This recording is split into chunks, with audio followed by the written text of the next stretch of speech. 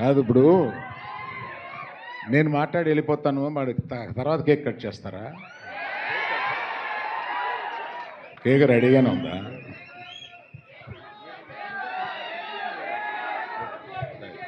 Sir sir sorry to interrupt, ఒక చిన్న question sir. ఇది నేను అడగట్లేదు, టీం అడగమన్నారు కాబట్టి నేను అడుగుతున్నాను. సినిమాలో ఒక డైలాగ్ ఉంటుంది, ఫస్ట్ లవ్ తోపు కాదు అని. మీరేమనుకుంటారు, ఫస్ట్ లవ్ తోపా కాదా? సార్ ఊరుకో అమ్మా. ఏదో నా అంటే నేను చిన్నప్పుడు ఆ లవ్ చేసే వయసులో చెన్నైలో ఉన్నాను. నేను చెన్నైలో చదువుకున్నాను. లవ్ చేయడానికి ఏజ్తో పని ఏంటి సార్? లవ్ చేయడానికి ఏజ్తో పని ఏంటి సార్?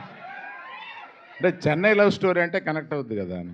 అంటే చెన్నైలో లవ్ స్టోరీ ఉందా సార్ అని ఎవరో అటువైపు నుంచి వచ్చింది. అవును, ఈ మధ్య యాంకర్లు కూడా హీరోయిన్ లాగా అయిపోతే ఎలాగా? సార్ యాంకర్లు కూడా హీరోయిన్ లాగా కనపడుతున్నారు. ఓకే సార్, ఈ ఒక్క మాటతో మిమ్మల్ని క్వశ్చన్ అడగడం ఆపేస్తాను.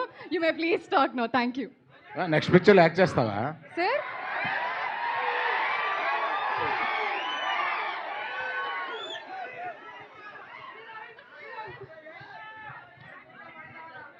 మనం చూసిన ట్రైలరు, ఈ ట్రైలర్ చూస్తే డెఫినెట్గా చాలా ఎమోషనల్గా ఇది హిట్ అయిపోయే సినిమా అనేది ట్రైలర్లో అనిపిస్తుంది.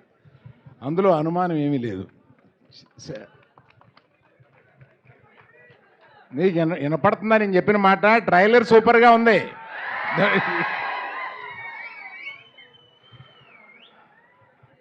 ఈ ట్రైలర్ చూస్తే చాలా emotional film.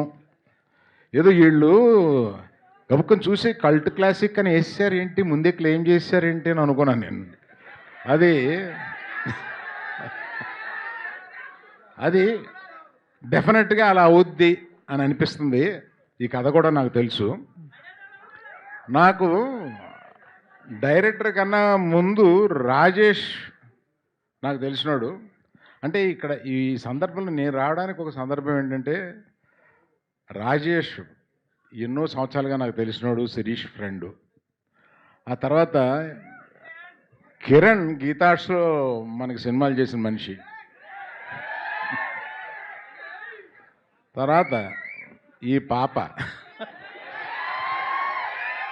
Love darling full bottle కొట్టేస్తుందయా.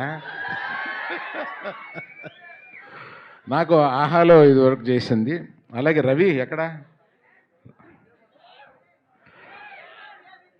Ravi talent చాలా ముందే గ్రహించి ఎస్కేఎన్, మన సాయి రాజేష్ వీళ్ళందరూ నాకు రికమెండ్ చేసి నాతోటి ఒక వెబ్ సిరీస్ కూడా చేయించారు. ఈయనతోటి బ్రహ్మాండంగా చేశాడు.